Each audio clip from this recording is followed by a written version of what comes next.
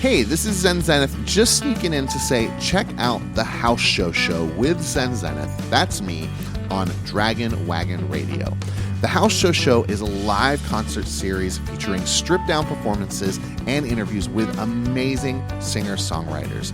We do the whole thing in front of a real live audience at a real live house and package the whole thing up into a podcast for you to experience in the ease of your home or car.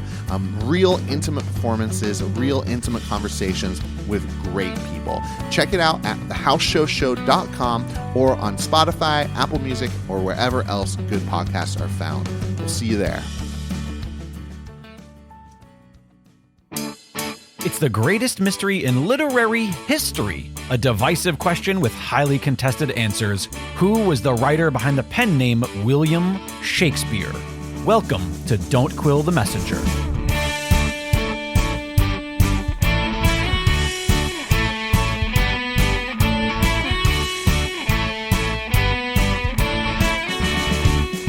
Here's your host, Stephen Sable. Welcome back, fellow Quillers and Quiller Nation. So glad to have you here. I just want to start this episode by thanking all of you so much for being the fastest growing and most loyal collection of Shakespeare authorship mystery sleuths in the entire world. And I want to welcome those of you who are new to the Quiller Nation. Thank you for joining us, and we're so glad to have you here. Today's episode, I want to express, it's dropped on this Friday, April 5th, so it is time-stamped and it is going to be a bit dated, but it is so exciting because it is just 1 week before our fabulous inaugural Quiller event happening at the Guthrie Theater in Minneapolis, Minnesota, on the 474th birthday of Edward de Vere, Friday, April 12th, 2024. And as you listen to this, if you're listening to it on the day of release, it is literally 7 days away from this exciting event that has been so many years in the making.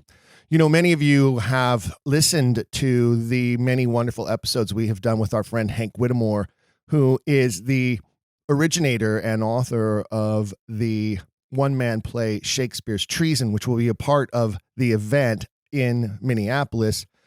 Hank is such a wonderful resource for all of us and such a super sleuth up there near the top. And if you haven't had a chance to read his monument or the more condensed version that he has put out called The Living Record, you need to find those. You need to add those to your Shakespeare authorship mystery library.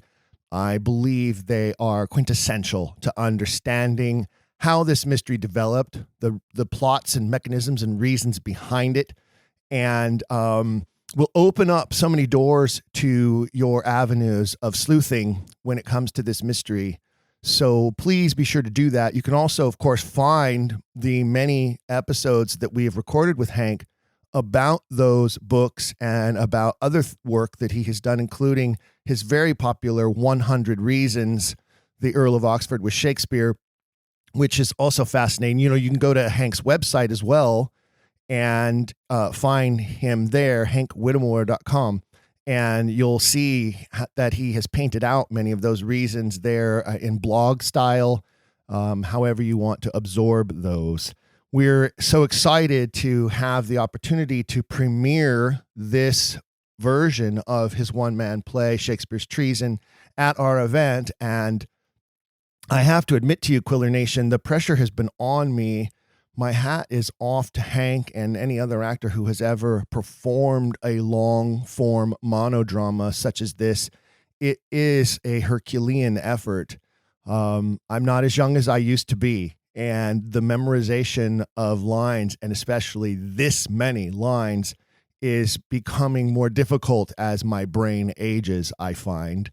And yes, I have performed Hamlet twice and memorized more than 1,000 lines with Hamlet, which when I recorded them. One of the ways that I help myself memorize is I record myself. I listen to myself saying the lines. And that way, when I'm doing other tasks that don't require full concentration, I can at least hear the lines in the background if I'm not able to have the script in front of me. And when I played Hamlet, the way I cut the play, it usually cuts down to about 1,050 plus lines. The play Uncut, Hamlet has more than 1,500 lines, I believe. But I cut it down. Most people cut it down. And when you cut it down, some of Hamlet's lines hit the floor, the same as some of the scenes. For instance, the pirates. As much as I have a personal affinity for that scene because I understand specifically why it's in the play, audiences don't. And it's, when you're doing a production of Hamlet, it's not about pushing Oxfordianism. It's about entertaining the audience with this great masterwork. And so inevitably the pirates hit the floor. Also, it's just difficult to deal with pirates. Some of you have heard me talk before about one of the difficulties of producing and directing large productions is you inevitably have these smaller roles that you have to fill, and sometimes you don't have the same quality or caliber of talent in order to fill those roles. And so you end up with newer actors or greener actors playing some of those smaller roles who are trying to cut their teeth and trying to work their way up. And sometimes those actors can require so much of your time and energy because you're not just directing, you're also teaching the craft of theater. And the last thing you want with a production of Hamlet is for your actor playing Hamlet to not receive the amount of time and energy you need to give them as the director of the play because you are busy dealing with pirates. And it's a great metaphor for the rehearsal process of all productions, is that you never want to find yourself in a situation where you're allowing pirates to derail your time and energy away from your leading actors. I'm so fortunate because here in Southern Oregon, where I live, we have been able to fashion together a magnificent company of talent. And the company structure is such that it allows the quality of all roles to rise up. It's like the tide raises all boats. And part of that is because it's easier to get a quality, talented actor or actress to play a smaller role in one production if, because you're doing a true repertory season, they're also given a bigger, larger, more meatier role in another production. So for instance, this coming season that we're working on here for the coming summertime, which you'll hear more about in future episodes, but this coming season that we're working on, for instance, we have an actress, her name is Karen Moore, and she'll be playing Lady Macbeth in Macbeth, but then she'll be playing Hortensio's widow in Taming of the Shrew. Now, many productions of Taming of the Shrew, the widow is less than quality caliber actress, but we're so thrilled because we get a leading lady, quality caliber actress in what is basically a 2-scene role at the end of the play in Taming of the Shrew. So the whole point being is that when it comes to the size of roles, there was always that very famous saying, there are no such thing as small roles, only small actors. But there are small roles, and small roles tend to be easier, and they're specifically easier when it comes to line count. Shakespeare's Treason is by far the largest piece of theater I have ever endeavored to perform, and it has been quite a challenge. I've been working very hard on it. Subsequently, it's one of the reasons why this particular episode is sort of a highlight of the process and some of the things that it has taken to put together our big event. Some news for you, fellow Quillers, that you need to know about future episodes that are coming. And then I'm going to also just give you a few little tasty tidbits of the performance of Shakespeare's Treason, some of my favorite moments in the play that I have discovered through my process.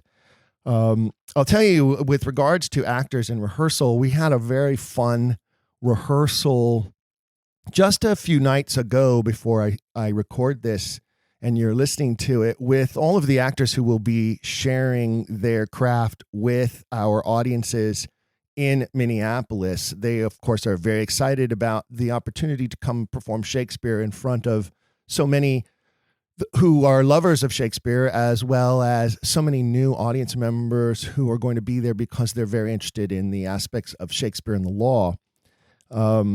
It was very fun to, I don't know how many of you are so familiar with the rehearsal process, but when you're rehearsing long distance, we use Zoom.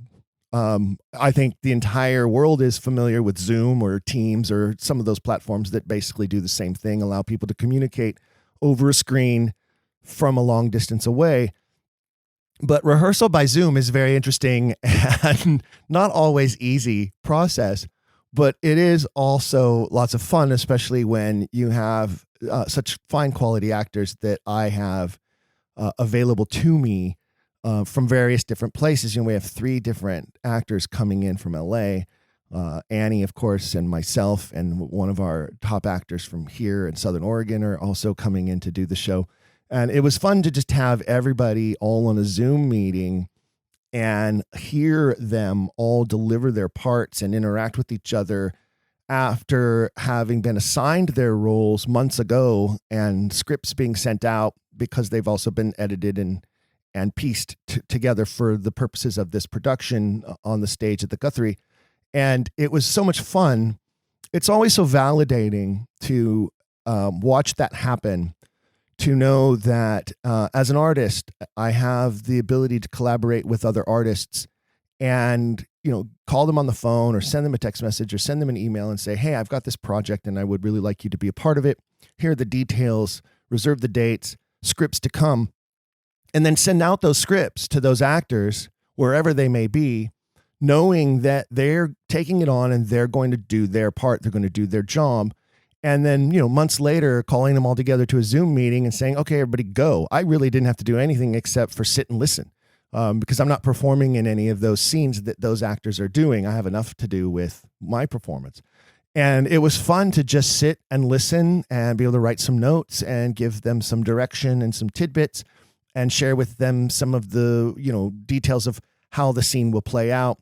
They're going to get an opportunity to walk the space the day before the event next week and learn the backstage and learn where the dressing rooms are and be prepared to change costumes for each of their performances and know their entrances and exits and maybe get a chance to, obviously they'll get a chance to test their levels and read the room, feel how live the room is. The McGuire proscenium is such a magnificent space at the Guthrie, but it's quite large too. So actors have to get a sense of how they need to fill that space with their projection quality and how large the performances need to be in order to read through all the way to the back rows of the theater. And one of the funnest things, though, about what's been happening since that Zoom rehearsal and throughout the subsequent days is the actors contacting me because I did tell them that I want them to be ready to perform a monologue of their choice at the Thursday night cocktail reception before the event, Thursday, April 11th at the hotel, the Hilton Renaissance Depot Hotel, where we've secured our rooms and where the cocktail reception will be held. And it's been fun receiving text messages and phone calls and emails from the actors sort of vying for different pieces, So, for instance, I got a call the other day from one of the actors saying, well, I really want to do the opening of Richard III, but has anyone else already claimed it? and then I had another actor say, well, I've been thinking about doing Julius Caesar, but I'm afraid so-and-so knows it better than I do.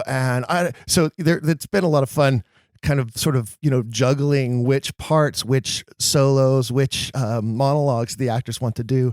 And it's also just so validating to me as a producer director to have these talented artists who not only want to, but I believe love to collaborate with me on these types of projects and bring their A game and bring their best quality performances to the stage. And I'm super excited for those of you who are going to be there to witness that. And it's very humbling to me and just swells my heart with joy. It's one of the reasons that I'm so passionate about my craft. And it's one of the reasons why I love the theater so much, is that level of camaraderie and collaboration of artists.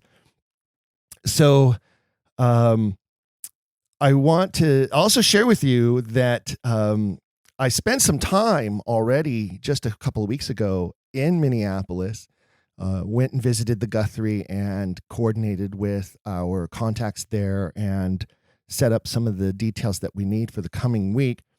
Also spent several days visiting all of the major law firms in the city. P.S. It gets cold around that time of year. And it actually snowed one day while we were trying to do our promotions and publicity. But it's the wind chill. Those of you who live in the Midwest or in the northern part of the country or the East Coast who are listeners, and I'm not familiar. I'm familiar with cold. It can get very cold here in Southern Oregon, and we get plenty of snow from year to year. But holy moly, the wind, it's that wind chill. We just don't get that here. And there were a couple of times walking around downtown Minneapolis when I would come out of a building and you could feel how cold it was in the air. But then you turn a corner, and for whatever reason, the way the wind was blowing that particular day blew between the buildings, and whether it was north, south, or east, west, I don't recall noting that in my head which direction it happened to be, but certain directions when you would turn one way or another on a street, it was like an Arctic blast would hit you. And I had this folder full of my list of law firms to visit and full of flyers to pass out to those firms so they could put them in their break rooms or, deliver them to the lawyers in their offices. And if I didn't have that folder to put in front of my chest, I don't know, my heart might have stopped a couple of times because it gets really chilly. But it was really fun to see the reactions of the different law firms that we visited to this event.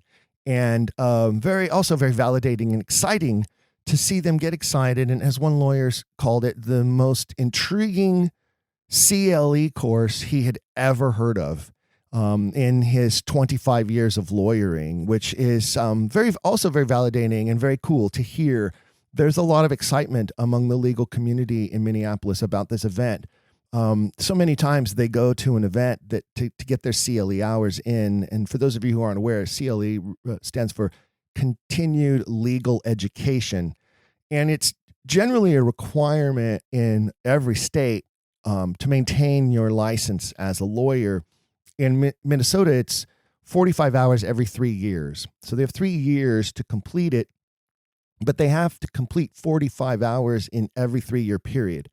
Sometimes that means they're scrambling near the end of their deadline for hours.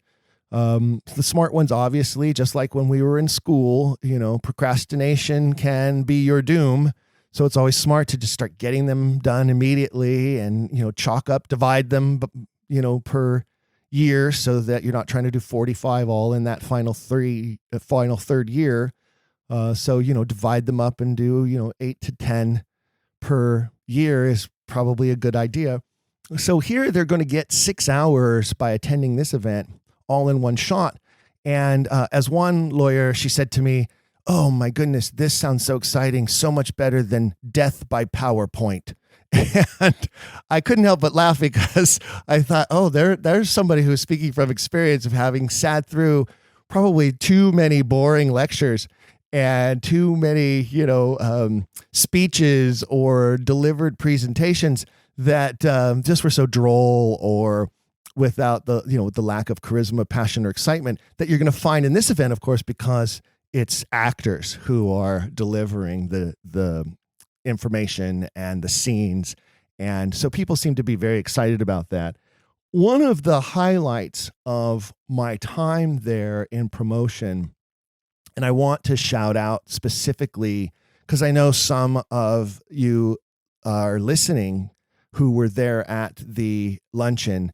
I was graciously invited to the more than 100-year-old Women's Club of Minneapolis. And was given a fabulous tour of their magnificent facility that is nearing its 100th anniversary, the building itself, and got to hear about the history of it and see all of its nooks and crannies and bright spaces and wonderful moments. They even have a Juliet balcony overlooking their sort of like parlor area of the building, where there's a bit of a library and a giant fireplace and beautiful, high ceilings with giant, picturesque windows that overlook the beautiful park there in downtown Minneapolis.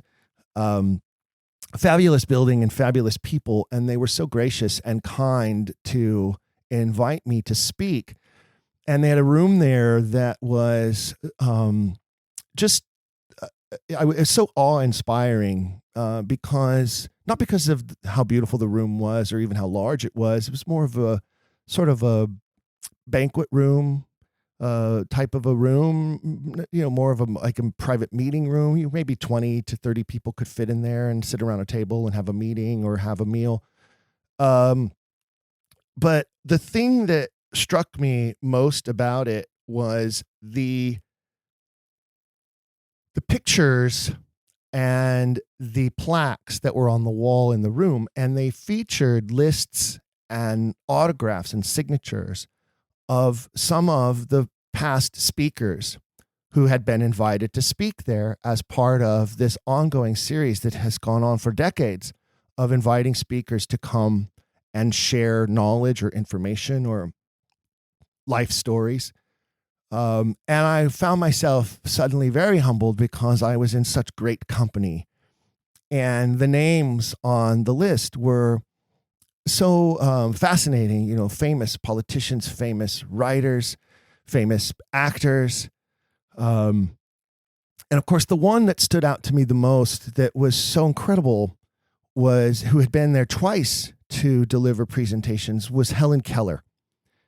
And it turned out that I actually had a slide in my presentation about famous skeptics of the authorship question. And of course, Helen Keller is one of those. And so it made a wonderful tie-in later on that morning as I gave my presentation, and I could talk about the famous skeptics and then include this famous presenter who was very well known to them in the history of their club, and point out to them, which they were not aware of, that she was also a Shakespeare authorship super sleuth. And it was just a really remarkable day. And beyond giving the presentation about some of the tidbits of Shakespeare's knowledge of the law, as well as some of the, basic Shakespeare authorship mystery 101 type of info to the group, afterwards, it was the luncheon afterwards that was just so exciting to sit at a table full of members who were now filled with so many questions, and having the opportunity to answer those questions and to, most importantly, sort of glean from them what parts of my presentation were most interesting to them and had caused the largest areas of intrigue in their minds. And also the very diverse strengths and histories of the members sitting at the table. Former librarian and on one end, the CEO of the organization on the other end. So you had administrators, you had librarians, you had educators. You had lawyers in the room. It was really wonderful cross section of society, as most organizations, great organizations like that one, of course, have within their ranks. And so I just wanted to shout out, and I wanted to share with you, fellow Quillers, that some of those members are listening right now, because I, of course, shared this podcast with them. And it was really fun to watch some of them pop out their phones, go to their podcast app, and find the podcast and add it to their list. And we created new members of the Quiller Nation right there and then in that room. And so I want to welcome you, new members, to the ranks of fellow Quiller. And we're so glad to have you. And I will apologize now for the extreme rabbit holing you probably have already started to do about this issue. and how much more time you will spend researching the avenues that are most interesting to you about it. One of the fun things about attending the Guthrie to secure some of the final details about the event is working with the technicians there. Again, it's that wonderful collaboration of theater artists. Techies are the unsung heroes of any theatrical production. You know, they're back in Shakespeare's time in Elizabethan and Jacobean England. You know, they always would say, I'm going to hear a play, not I'm going to see a play. Well, that's because everything was done by candlelight and chandeliers, right? So there were no lighting designers per se, although I can't help but imagine that there were quite a number of Shakespearean productions where somebody, if not the writer / producer director himself, probably had some fun playing with the use of torches.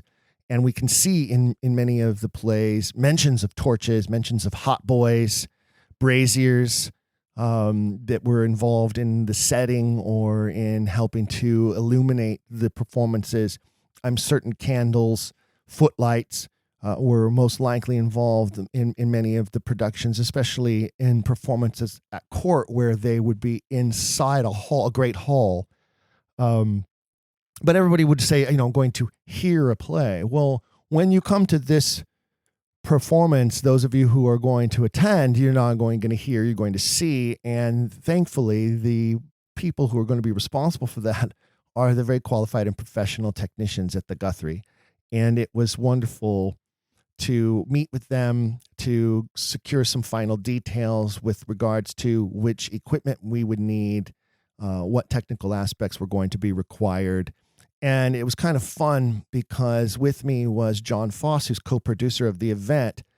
And it was kind of fun watching him watch us talk tech talk and speak, this sort of different language. Theater artists, we have shorthand, we know terms, we have our own vocabulary. And I know it was fun for him to see us sort of bantering around these details and talking about different types of lighting instruments and different types of microphones and how cues would run.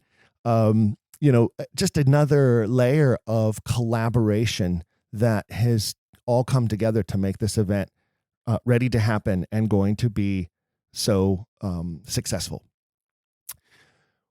On this end, I'm sure most of you are probably not thinking along these lines, but as a producer director, I have to. On this end, the other aspect of what we've been busy, Annie and I, doing is getting together the costume plot and the properties list, and then pulling the costumes that we need for the actors for the various scenes. Each actor requires at least 3 costumes because we're doing 3 different scenes.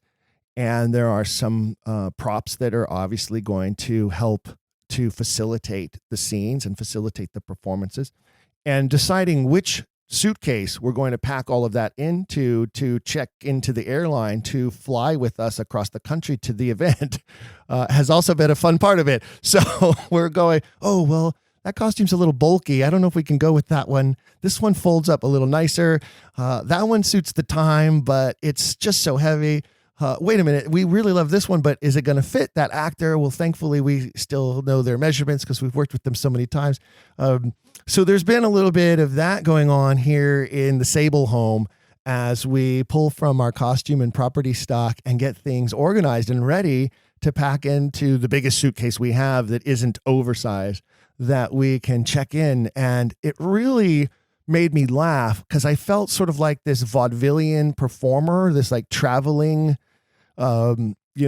minstrel type of a thing, because it's fun. It's, have trunk will travel type of an aspect to it. And it's not a new experience to have to pack up costumes and props and get them all into boxes and move them to a location to perform. It's something we do all the time because we don't have our own theater here in Oregon. We have different venues that we perform in. And so everything is pack up the tech, pack up the costumes, the props, the sets, and transport them. So that's not new.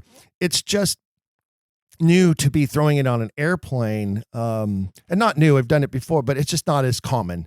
And just another fun little aspect of what it is that we're doing to make the event a success next week.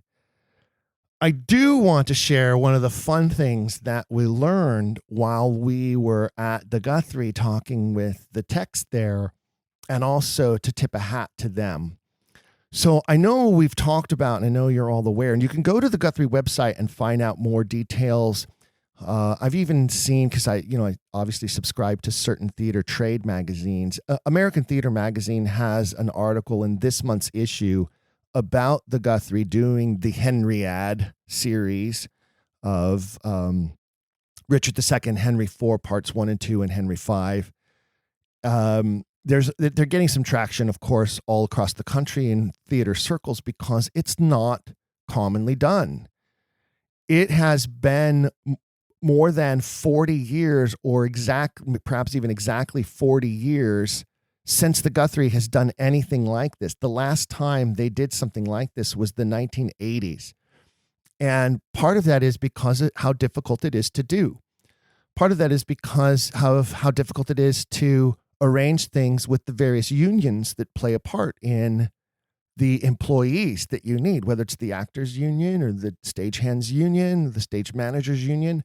There's a lot of working parts and a lot of people. And as I've been saying, sort of the theme of this episode so far has been about collaboration. And that collaboration also requires that these members of those unions waive certain aspects of their rights. They're going to be putting in one of the longest days in theater history, somewhere to the total of around 16 hours from start to finish. We learned that the call time for the technicians on the day of the marathon, Saturday, April 13th, is an 8 a.m. call time, and they are expected to be there until midnight. That's a long day, 8 a.m. to midnight. Yes, they get some breaks, obviously. They get meal breaks, and there's time in between the curtains of each of the productions. But for techies, it's not the same. For techies, they have to clean one show up, put it away, and then get set for the next show.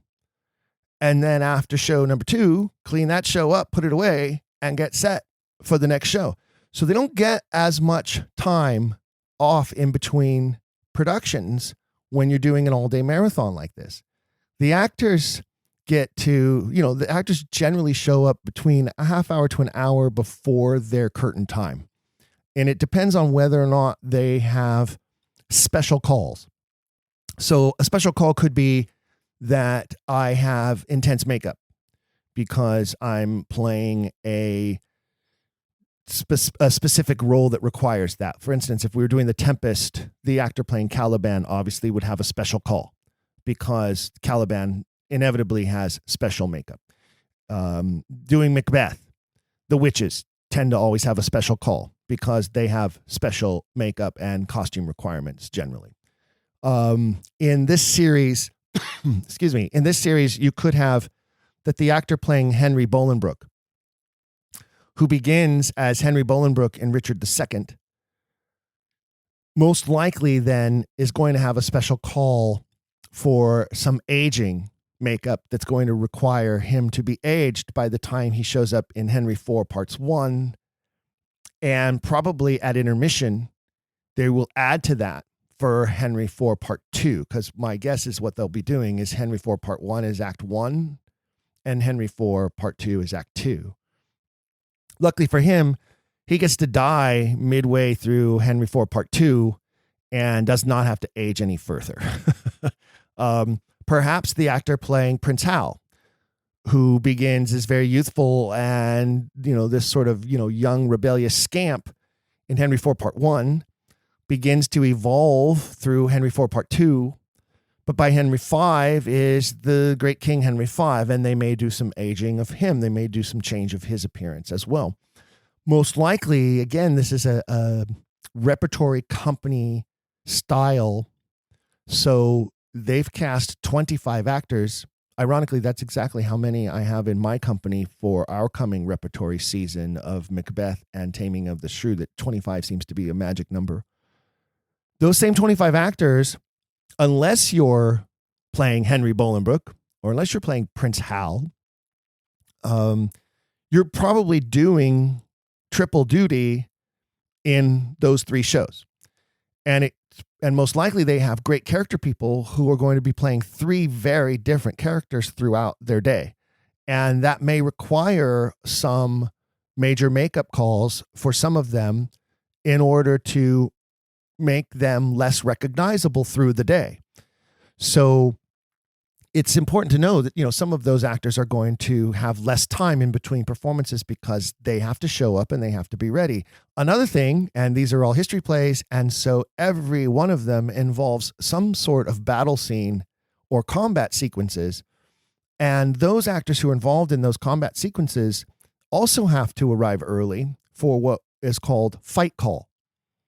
Fight calls are very important. They're a big aspect of stage safety. And for those of you who aren't familiar, what happens is for a fight call, and there's usually a call list backstage, and it says, let's say that curtain's at 7:30. So it might say at 6:00 is special makeup call for these actors. At 6:15 is first fight call for these actors. At 6:30 is second fight call for these actors. At 6:45 is special fight call for these actors. And if the curtain's at 7:30, all of those calls and all of that has to be done before house opens. And those of you who are theater goers, house opens 30 minutes before curtain. So they have to have all those calls done and be off the stage before the audience is allowed to enter. And so they have to have it done before 30 minutes before curtain. They don't get right up to curtain to do these things. So some of these actors are obviously going to be involved in some major, I hope, spectacular combat sequences. And that means they have to arrive early and they have to run those combat sequences on the stage in real time before the performance. And it's sort of like a final physical rehearsal just to make sure that everyone remembers their blocking, remembers their fight choreography, is familiar with their props, that anything that may have gone wrong or may have happened with the prop overnight or in the last few days before performance or after the last rehearsal or anything like that is addressed immediately and can be addressed before curtain time. And so it's important to have a clue of how this all works. And that's a big part of the process. So these actors and these technicians have a giant day, a true marathon day. We've been calling it a marathon day. And I'll get to that, a little bit more of that in a minute. But they truly have a giant marathon day.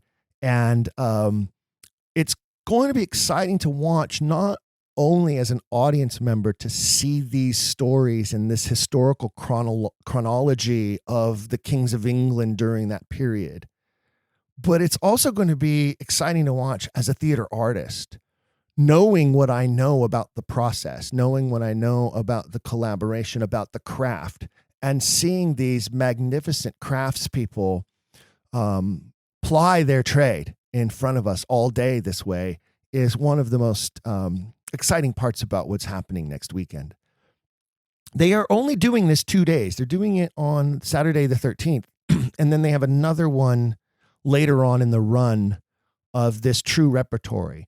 Generally, what their schedule looks like, and you can go to the Guthrie website and find it, is that they're performing the 3 plays in rotation. We call that true repertory, which means that the plays are running concurrently rather than just consecutively. And what that means is concurrently means on rotating nights, night after night. So some festival structures, especially Shakespeare festival structures, will run plays consecutively.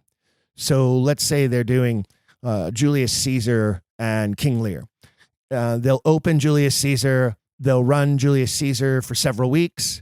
They'll close Julius Caesar. They'll open King Lear. They'll run King Lear for several weeks. That gives the actors the opportunity, once a show is open, to then focus all of their rehearsal time on the other show, which means it's still hard work because you're running one Shakespeare play at the same time you're rehearsing another. But it's not the same as having to rehearse multiple plays all at the same time because you're opening them all concurrently. And what we learned that I did not know, I wasn't aware of, is that on Saturday the 13th, the three performances that we're going to see, Richard II, Henry IV, 1 and 2, and Henry V, are all delivering their opening performances that day. Each of those plays has been in the process of rehearsal now. And in fact, they're in final tech right now for Henry V, I believe. And they have preview performances that they invite certain patrons and student audiences and that kind of a thing in order to get a feel for how it plays out in front of an audience. It's also about runtime. Runtime is important, especially with this marathon structure. They can't have 3-hour versions of these productions that it just won't work. And so occasionally during the preview process, new cuts are made or established to pare a performance down. You're discovering costume changes that maybe didn't work. You're discovering prop issues that may pop up, lighting, shadows that need to be corrected or fixed, or cues that need to change. That's what the tech and preview process does. Well, the way this works is they have teched and previewed Richard II 2 weeks ago. Then they went into tech and preview for Henry IV. Now they're in tech and preview for Henry V. By Saturday the 13th, it may be as long as 2 weeks ago since they had a run through of Richard II, which calls upon those actors to be on their game and to stay tight and to have maintained their line textual knowledge, their blocking mentality, their fight choreography. Everything has to be up there in that brain of theirs, not only with this delay in time, but also while also holding another play up there and also while rehearsing a third play. So it is truly one of the most magnificent challenges that an artist can take on, what these folks are about to do, and just so excited to be in the room that day to watch it all happen.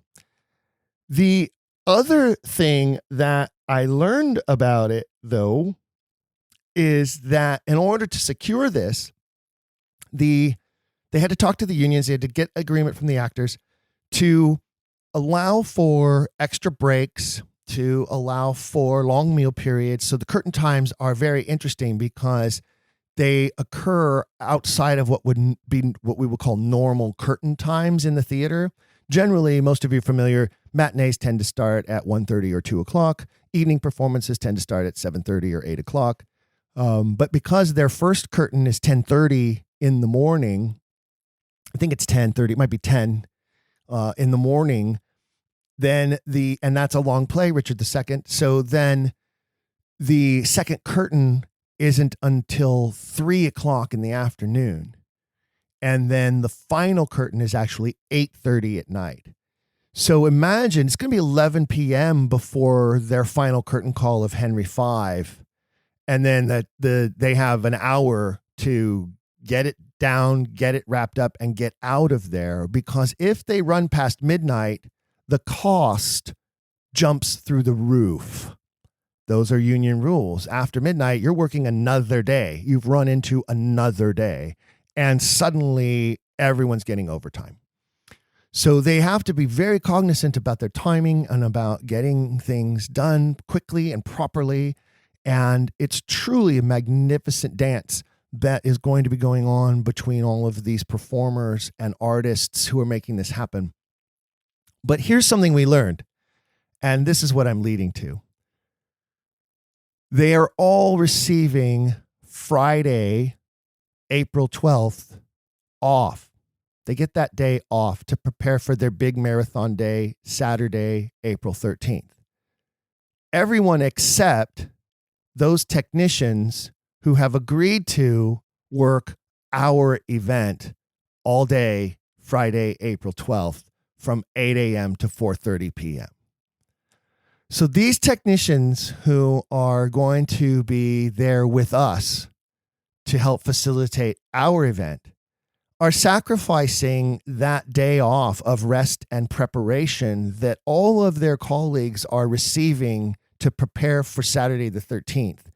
And that truly makes my heart swell with such pride and happiness and humility and just so much love and affection for my fellow artists, because even though we've never worked together before, we're going to work together that day, and then they become truly colleagues in that sense. And I'm just so grateful to all of the crew over there, MJ and her staff at the Guthrie Theater, for agreeing to work our event, because without them, the event could not happen. And agreeing to work our event knowing that they're going into that next 16-hour day is pretty exceptional. And it just tells you about the commitment that artists make for the art and for one another. And so I would be remiss if I did not share those details with you. And it was something we learned while we were there that I had not been aware of before that moment in talking with them about the details of the weekend.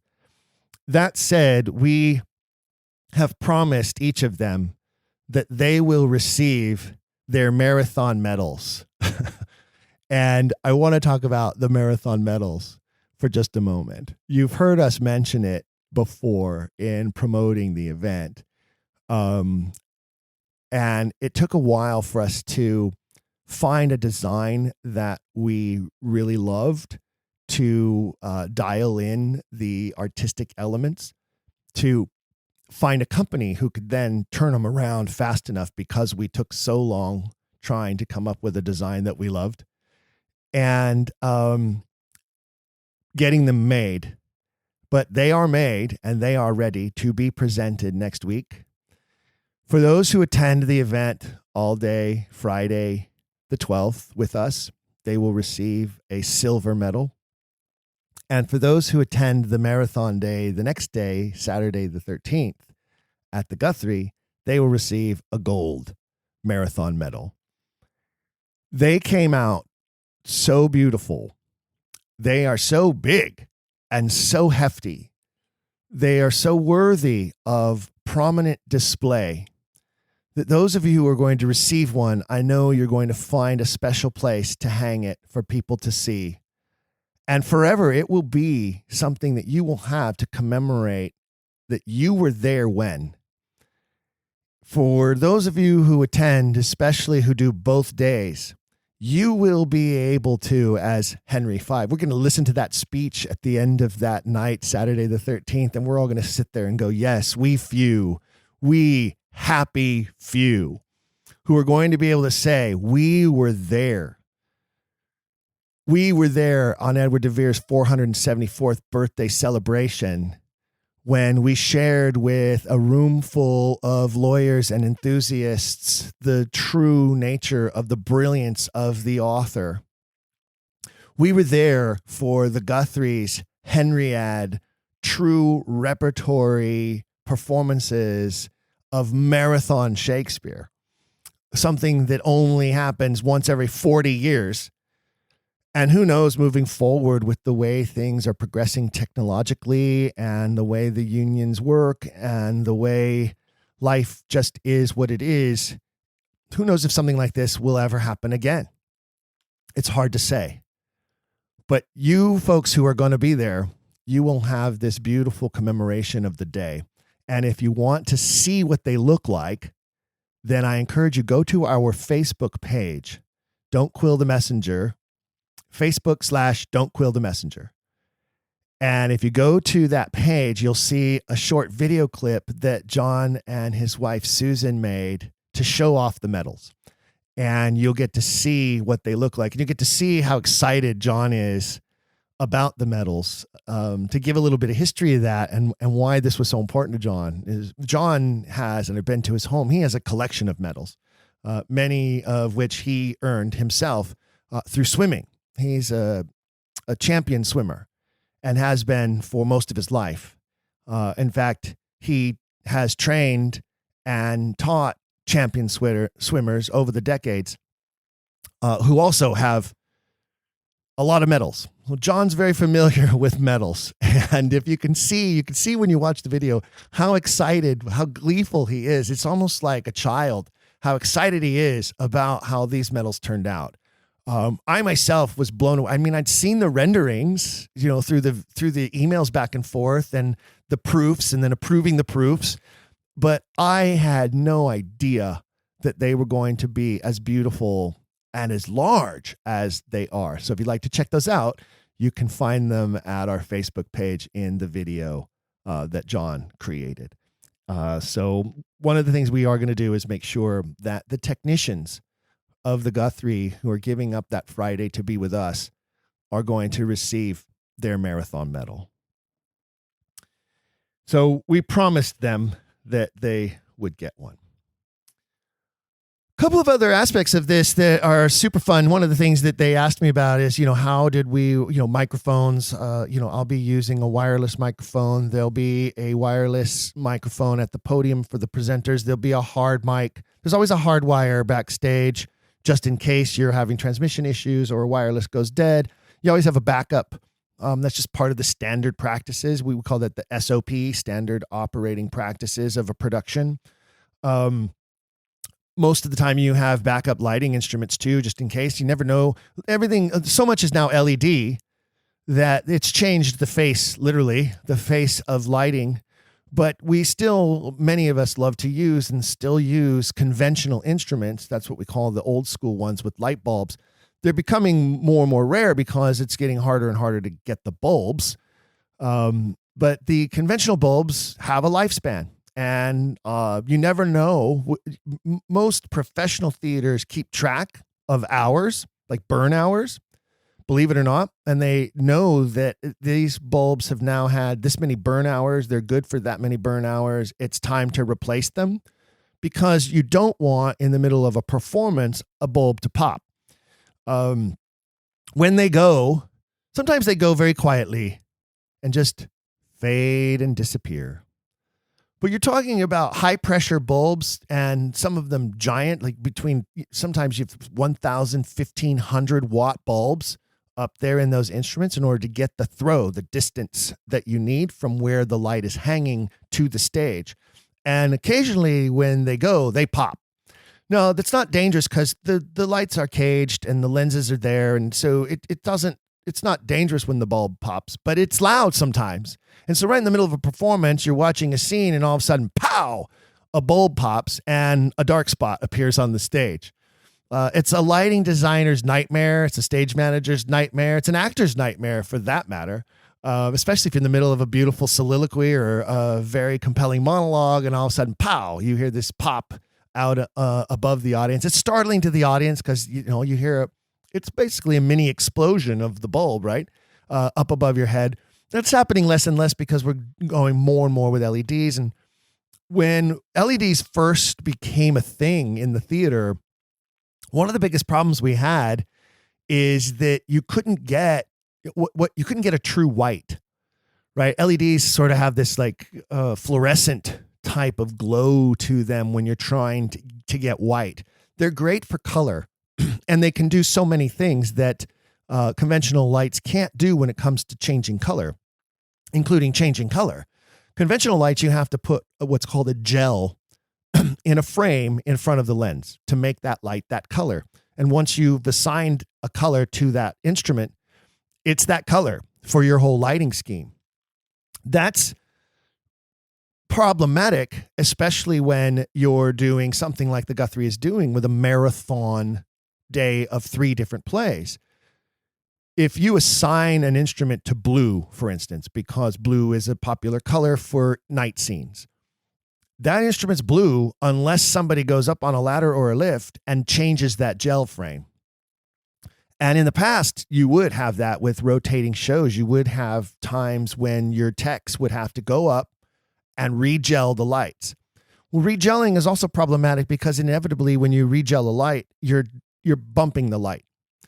And when you touch the light 200 feet away from the stage, even just a quarter of an inch, you've changed the focus of the light and where that throw is going to hit on the stage.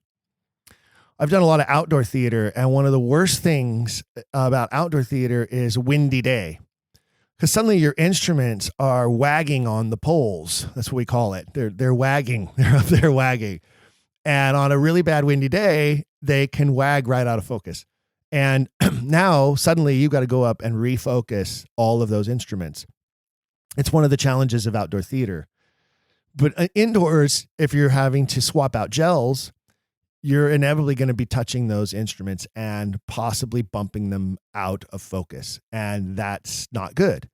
Well, with LEDs, not only can they change color, but they can change so many colors, right? Because you have this spectrum of color now that the LED instruments are able to do.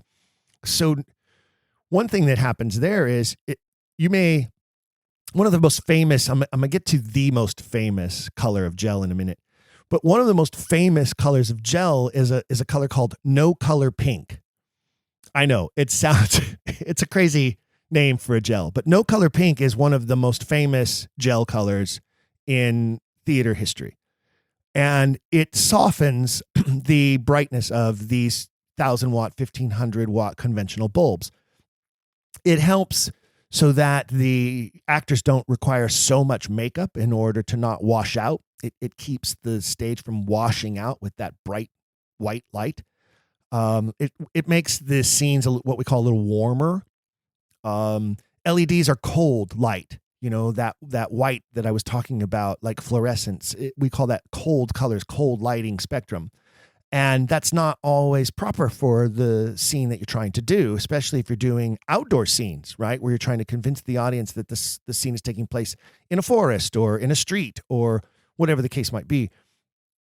But let's say your lighting designer decides, okay, these 10 instruments are all going to be no color pink, and you're gelling lights and you run out of gel. Well, now you have to call the gel company and try to get them to rush order you a roll of gel, or sometimes they come in either rolls that you can cut to your own sizes, or they come in pre-cut sizes. Different instruments require different sizes and different gel frames. All of that is eliminated by new LEDs. You don't have to have those gel frames. You don't have to cut gels. You don't need to make sure they're the right size. You're not sliding them in and out. Gels have a shelf life. They inevitably can tear. They get dusty when they've been hanging for too long up in the rafters or on the lights. They melt.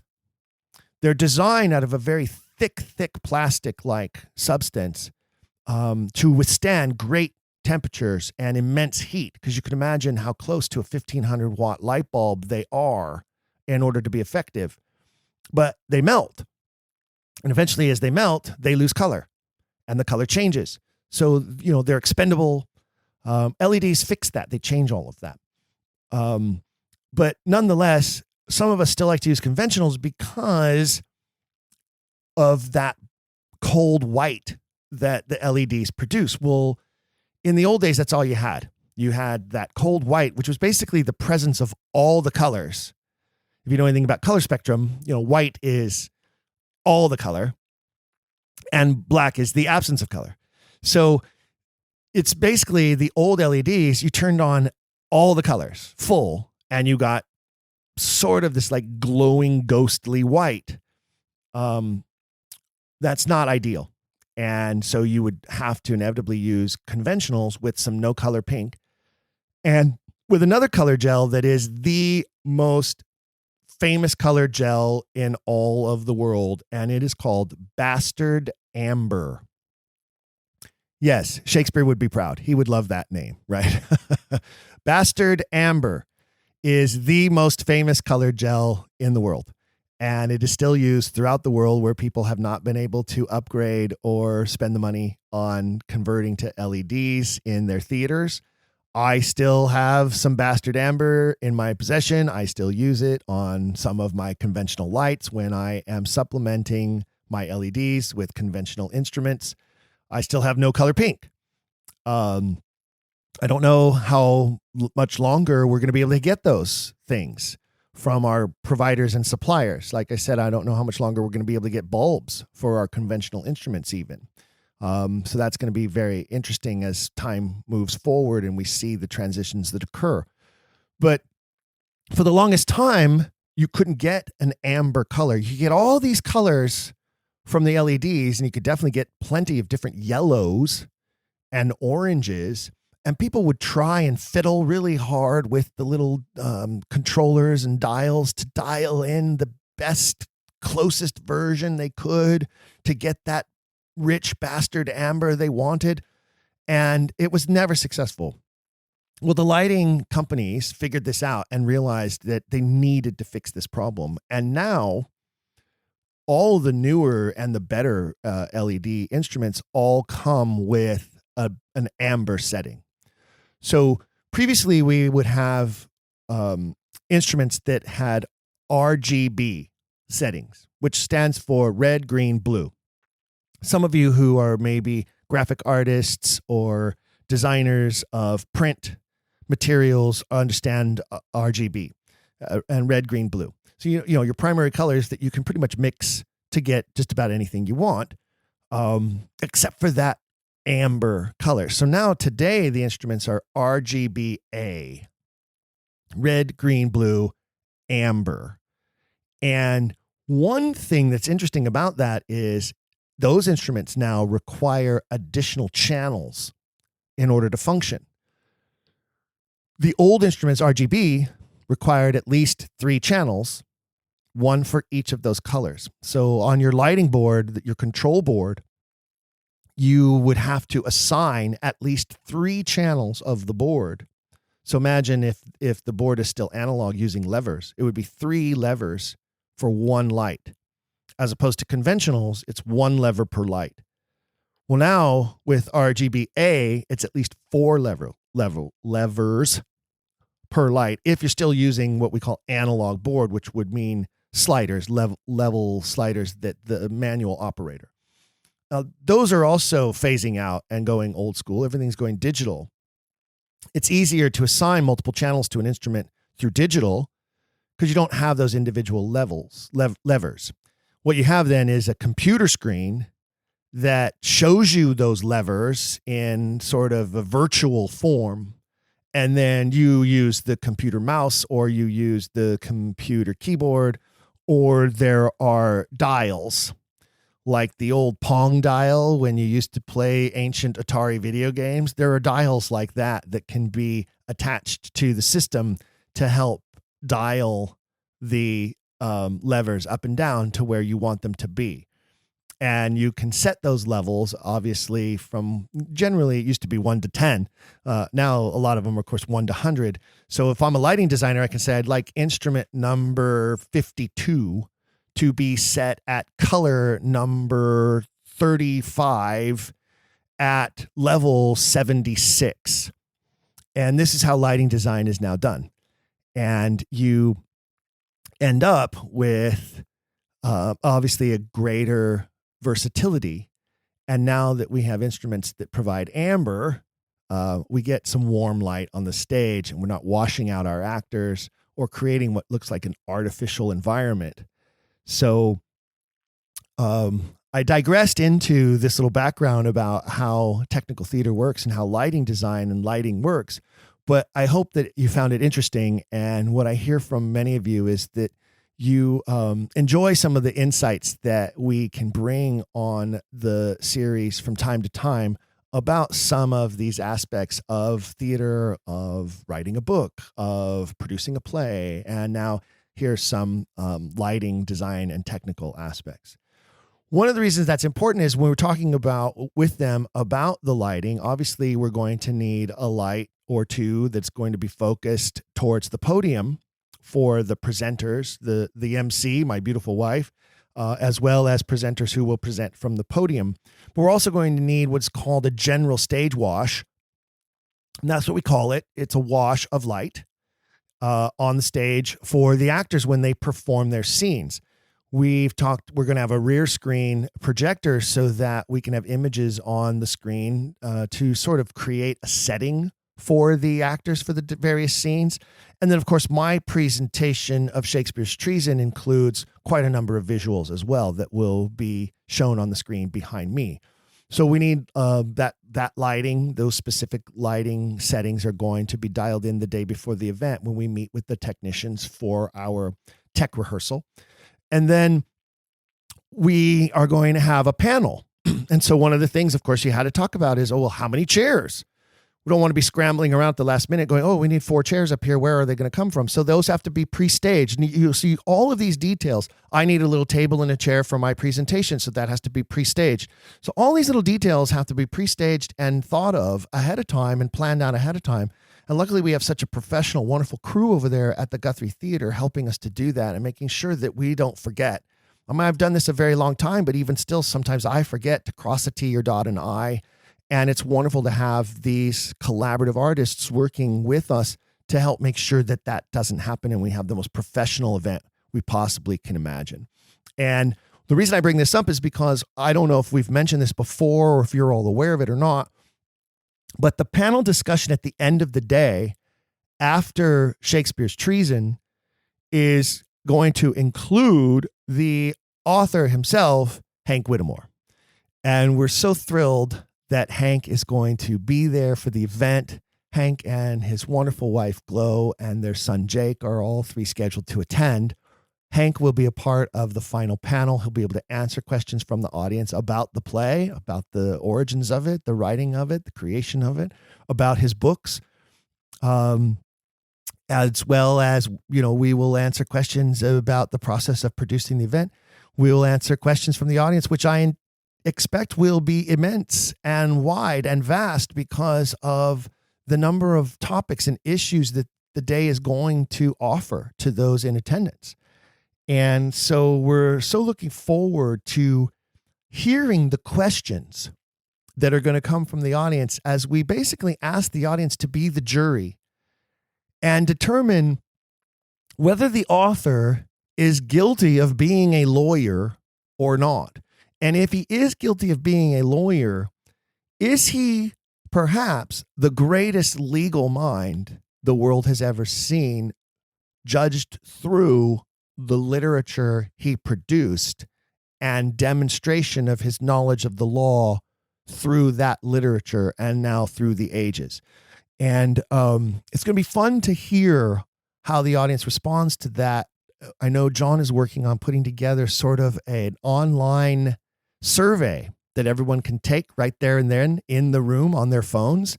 So we'll be able to say, okay, everybody pop out your phone, shoot this QR code, go to this survey and answer these basic questions about what you learned today and about what the outcome of the day was. And then we'll get a chance to discuss it with everybody in the room and take questions from the audience, which means we also had to have a roving microphone so that somebody can bring it to whoever raises their hand to ask a question and hear the questions from the audience. And, many of you are listening have maybe been to presentations in the past. Maybe some of you have been to Oxfordian events in the past, and you've seen this format where this happens. A presenter gives a presentation, and then the audience gets to throw questions out from the audience. What I have found during those events is the question and answer sessions can be really enlightening and can be some of the best moments of the day. But in the events that I have been to, 95% of the audience are already Oxfordians or authorship skeptics.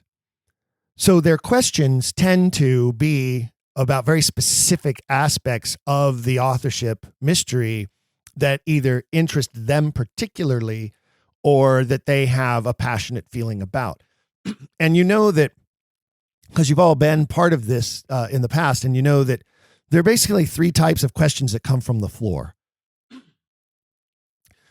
There is the genuine question, well, you said this, and you made the point of this, and I'd like you to elaborate further on that, or I'd like to know where you received that information, or I'd like to know how you found that information, or where that led you to.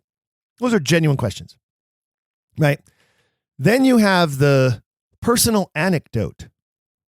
Well, I remember one time when I was researching this item or this subject, and I found this and what I did, and you know where I looked, and what you may want to do, and what you should probably do. And in the future, when you research this, you probably should. Yeah, there's always those guys.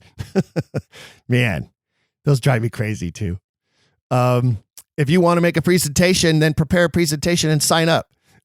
But don't usurp this person's presentation with your personal stuff. I hate when that happens. But inevitably it happens. And then there's always the person who has a point to make. Right? They want to make their point. Well, you said X, Y, Z, but did you know A, B, C, D, E, F, G, H, I, J, K, L, M, N, O, P, because I didn't hear you mention any of those letters, and I'm so skilled in this that I know all of those letters. And so I'd like to make a point about A, B, C, D, E, F, G, H, I, J, K, L, M, N, O, P. And by the time you get the microphone away from that person, no one else can ask any questions. So those are the three types of people who show up to most of the Oxfordian events and conferences that I have attended. I believe that the latter two are going to be in minimal attendance at this event because most of the people in the audience are going to be new to this topic. The great majority of them are going to be lawyers who are there to receive their CLE credits and who are going to learn things about Shakespeare and Shakespeare's knowledge of the law that they didn't know before, that are suddenly going to question authorship, perhaps, I hope, and want to learn more and look into more. So I'm really excited about the question and answer session at the end because I believe these lawyers, who are all very analytical minds, obviously, or they wouldn't be lawyers, I believe that they're going to have some very intriguing questions. And I hope that our panel, Hank, myself, John, Eric Castro, who is one of our presenters, who is himself a 25-year lawyer and also a great Shakespearean performer, so he's doing double duty during the day. I'm hoping that we'll all be able to answer those questions, or at least be able to guide the inquisitor towards where the answer can be found. And I think it's going to be one of the most exciting Q&A sessions that I have ever attended or been a part of with regards to the Shakespeare authorship mystery. So I'm super excited about that. And I'm also interested to see how many new converts we're going to make. Because these are lawyers and because the evidence that we're going to present, and I use that word on purpose, is so compelling. And because our opening statements and closing arguments are so well prepared and enlightening, that I believe a great majority of the people in the room are going to leave this event with a new perspective. As it says in Shakespeare's Treason, it's a double image, this story, these works. One telling the fictional story that is on the face of the image, the other, the non-fictional story that is the root and basis of the image. And to quote from the play, that image has been on our wall for more than 400 years. And it's time for us to acknowledge that it is only one part of a double image. And it's going to be up to us on that day to offer a new perspective to the audience of the image so that they can see it in a different light. And I believe that we're going to accomplish that. And I believe that a great number of people are going to walk away and become new members of the Quiller Nation. So I'm super excited about that. If you're not going to be there, and now after listening to this and previous things we've talked about this event, and you're suddenly sad, all I can tell you is I'm sorry. You had plenty of opportunity. The hotel block that we secured is now closed. There might be 2 seats left for the marathon on the 13th at the Guthrie. And I can tell you that that's probably the only way anyone can get tickets to Henry V that night, because that production sold faster, which makes sense. It's the evening. It's a Saturday evening show, and it's Henry V. There might be some nosebleed seats there. I say that in jest. There's no such thing as nosebleed seats at the Guthrie. Almost every seat is a good seat. But there might be some of the back level seating available for that performance. But in our level seating where we've secured, I think the only 2 seats left are the ones we have. But there are plenty of seats still, because the McGuire holds up to 750 people. And we obviously, I would love to fill it, but I doubt that that's going to happen. So there are plenty of seats available for the event on the 12th at the McGuire proscenium stage at the Guthrie. And so if you have been waffling or sitting on the fence, or you're now listening to this and going, oh man, I should have been there. I should try to get there. Then yes, you should. Some of our registrants who are coming from far away opted not to use the hotel and found Airbnbs, which is obviously a very popular way to visit somewhere, and totally understand that, and sometimes even more economical. So I know, in fact, we have a couple a couple of our followers, our Quiller members, are coming from as far away as England, and are staying in Airbnbs that they found, because that's their preferred way to stay when they travel. So it is not too late. You can still book your airfare. You can find yourself an Airbnb or another hotel, or you can still book in the Renaissance Depot. You just can't get our rate anymore. But it is not too late to join us if you are so inclined to do so. Jump on monumentalshakespeare.com, monumentalshakespeare.com, and you'll find all the details still there. But if you're not able to join us, you can pay attention to our Facebook page on the day of the event, Friday, April 12th, where we will be doing our best to put up posts and maybe some mini clips of the performances or presentations. You will not be able to watch it live. You will not be able to stream the entire event, but you will be able to stay with us and be a part of it from a distance by paying attention to the Facebook page and watching the photos that we put up, the posts that we share, and the short video clips that we will put up there throughout the day, so that you can feel like you, as a member of the Quiller Nation, are there with us in spirit. So I do encourage you to make a note of that. If you're not going to be in Minneapolis Friday, April 12th, but you still would like to join us to some degree, sort of live vicariously through those of us who will be there, you'll be able to do that at our Facebook page. That being said, I also want to say the work doesn't stop, gang. And it may never stop. I am thrilled to be a part of now 6 years of this podcast, almost 2 decades now of interest in this topic and exploration into it. I am thrilled to be one of the generals of the movement of the Quiller Nation. Obviously Jake plays a big part in that. John Foss plays a big part in that. Those of you who are patrons on our Patreon page, you play a big part in that, in maintaining the movement, the momentum that we have here, in growing this audience, and in convincing skeptics one at a time, creating super sleuths one at a time. I'm super excited that this event is already creating new listeners of this podcast, and hopefully new super sleuths who will do their own investigation and follow their own journey, their own path into this mystery. But you too can be an ambassador for this and for us. And you can continue to help us do the work by sharing what we do. Now, you could see some of the posts on our social media platforms and share those posts. Here's something. You don't have to come out and go, I'm an Oxfordian and you should be so too. You could as easily go, hey, I saw this on social media and I thought it was interesting. Post. Or, hey, I discovered a new podcast. It's very interesting. Post. You could tell a friend, hey, I've been listening to this podcast and I really enjoy it. I think you might like it too.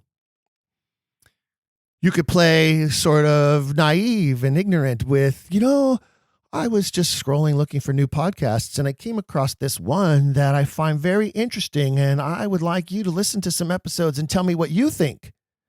Ding, ding, ding. That's a good one, by the way. That one works. It does. Like, I found this podcast. It's really weird. It's really interesting. But I don't have anyone to talk to about it. I think you should listen to some episodes so we could talk about it.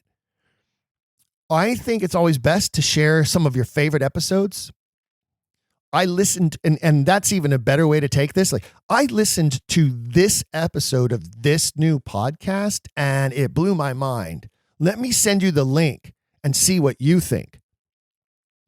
Because let's be honest, not every episode is great. Not every episode's better than the last episode.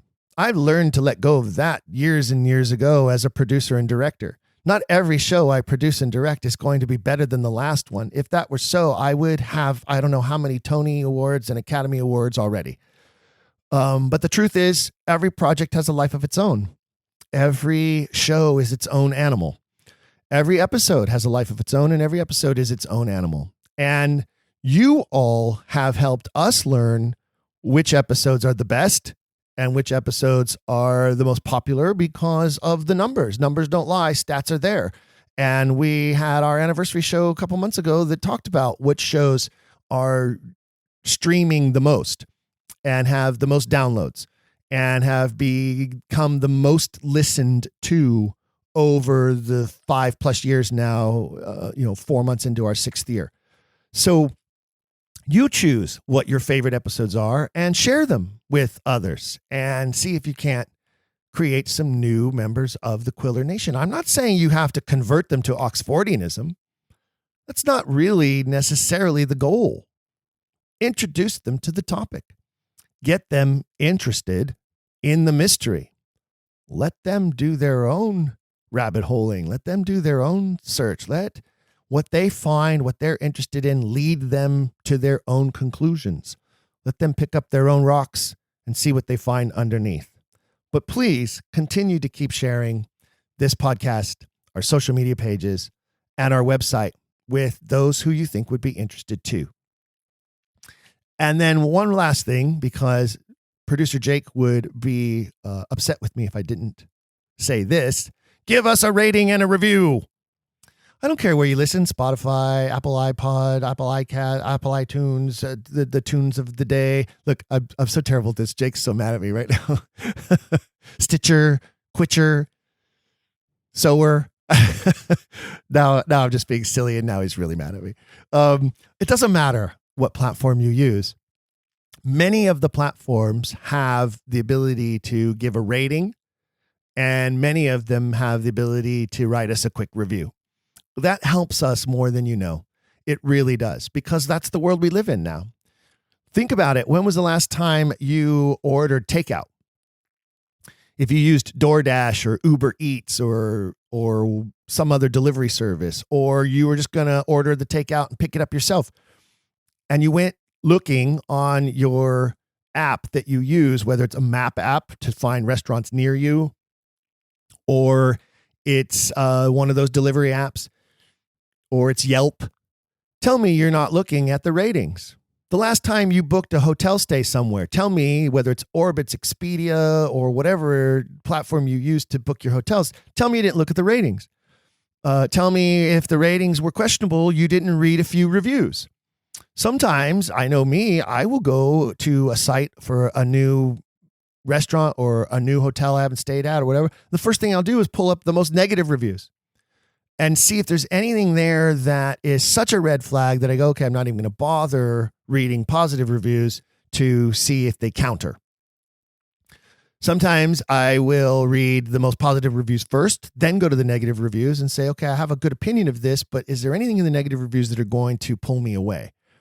Oftentimes you can look at negative reviews and know that there was some sort of sour grapes thing happening, that this person wrote a negative review based on their expectations not being met, but not necessarily a failure on the part of the business or the restaurant or the hotel.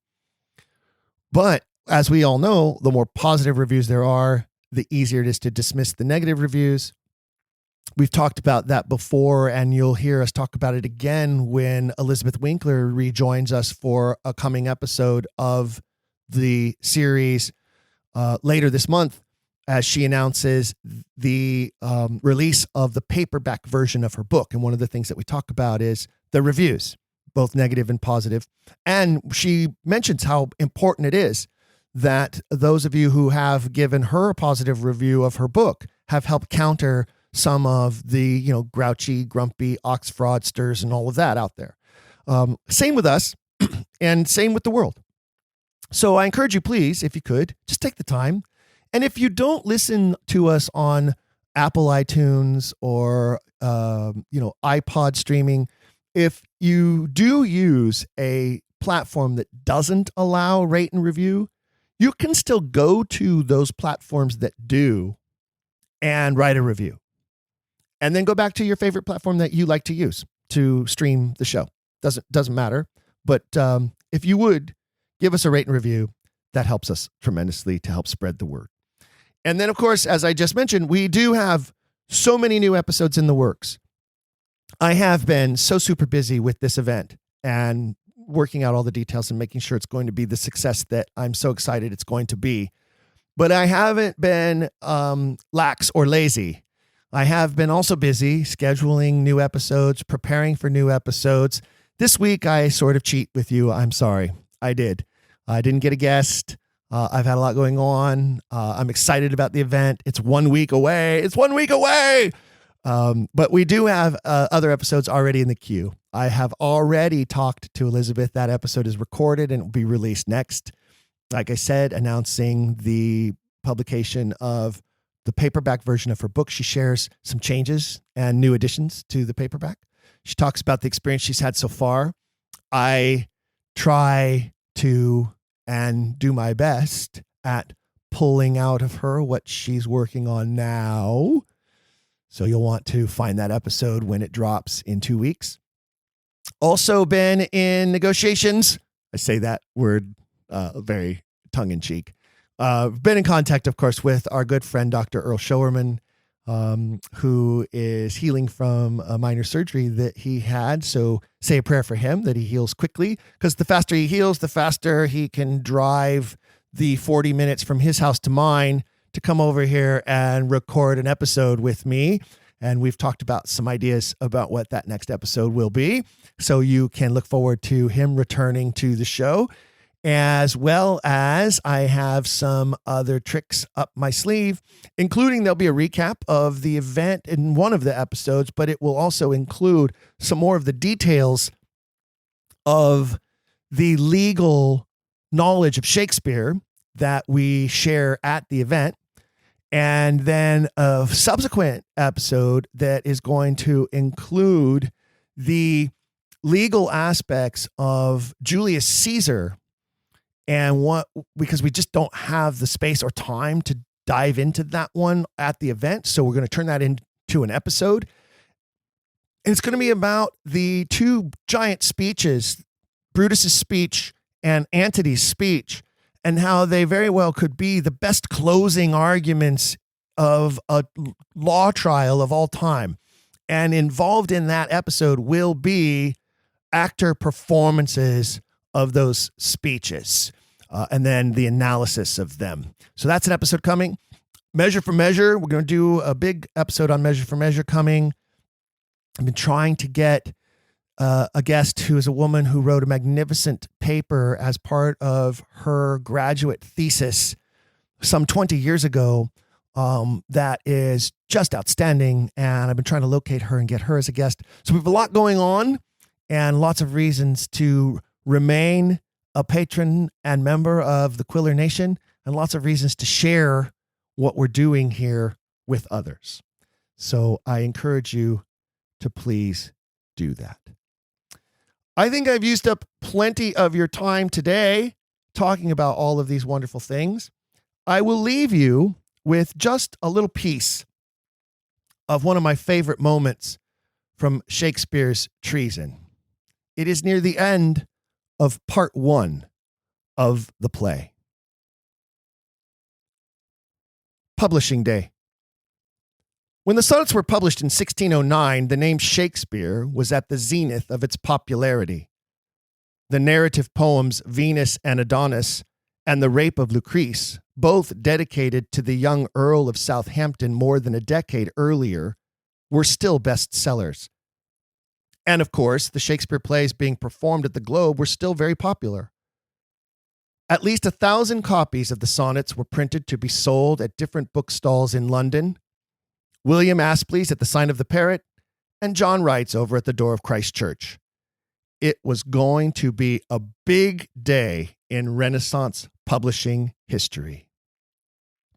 But since the government had spies everywhere, and since this was a treasonous book, we shouldn't be surprised to learn that the entire printing of 1,000 copies just vanished. Yes, vanished. There is not a single authentic contemporary record of anyone ever having purchased, read, or even heard of this dangerous book at the time. The sonnets went underground for more than a full century.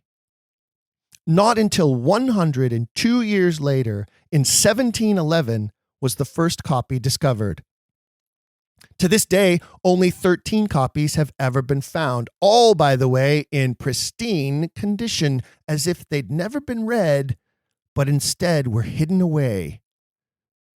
The book Shakespeare's Sonnets was sent forth in 1609 like a message in a bottle for us all to find and read someday, eyes not yet created.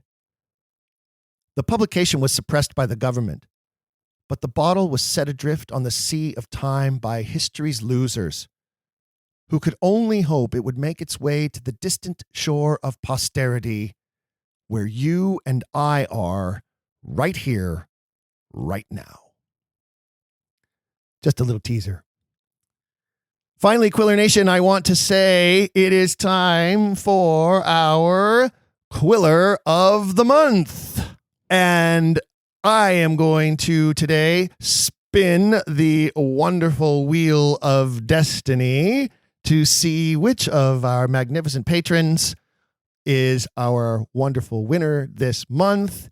And here we go. And the winner is Cara Elizabeth Martin.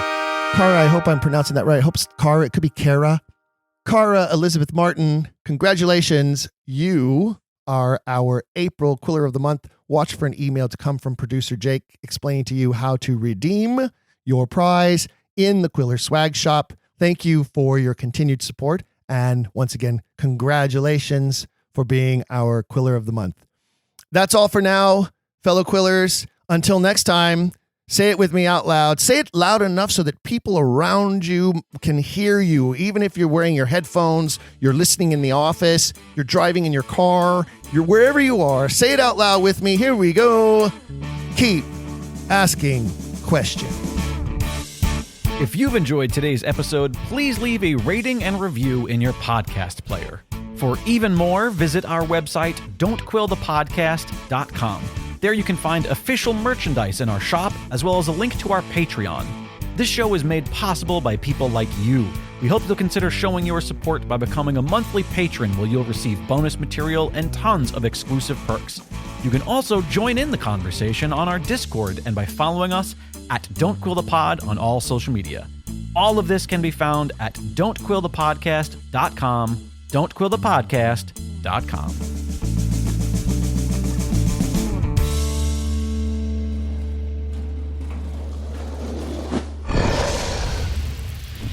Dragon Wagon.